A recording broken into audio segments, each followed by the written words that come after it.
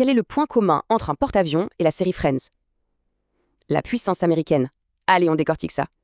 Pour commencer, un chiffre qui frappe, le budget militaire américain, c'est autant que celui des 9 pays suivants, réunis.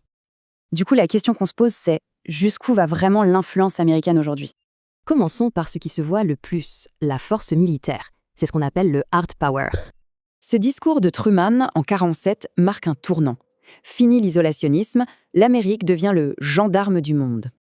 Le hard power, en gros, c'est utiliser la force, militaire ou économique, pour imposer sa volonté aux autres.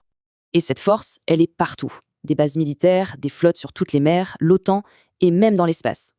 Mais attention, la puissance, ce n'est pas que des muscles. Il y a aussi l'influence, le fameux soft power. Le soft power, c'est plus subtil. C'est l'art de convaincre, de séduire, pour que les autres aient envie de la même chose. Cette influence culturelle est si forte qu'on parle d'américanisation du monde. Regardons quelques exemples. Prenez un film comme Forrest Gump. C'est une vision de l'histoire et des valeurs américaines partagées avec la planète.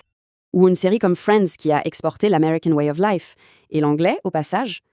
En musique, comment ne pas penser à Elvis, un symbole mondial de liberté et de rébellion. Même les jeux vidéo s'y mettent. World of Warcraft, par exemple, véhicule des idées d'individualisme et de réussite. Et là où ça devient fascinant, c'est que ces deux pouvoirs sont liés. L'armée aide à diffuser la culture. Sauf que cette suprématie est de plus en plus contestée, de l'intérieur comme de l'extérieur. D'abord, à l'intérieur du pays, avec le retour d'une forme d'isolationnisme, le fameux slogan « America First ». Concrètement, ça donne quoi? On remet en cause des alliances et on quitte des accords internationaux majeurs. Et à l'extérieur, il y a la montée en puissance de la Chine, qui augmente son budget militaire à toute vitesse. Bon, alors, si on résume tout ça, hard power, soft power, contestation, que faut-il retenir? En bref, la puissance américaine est un combo force-culture, mais ce duo est de plus en plus contesté. Et la petite phrase pour briller au contrôle? Une puissance complète, mais de plus en plus solitaire.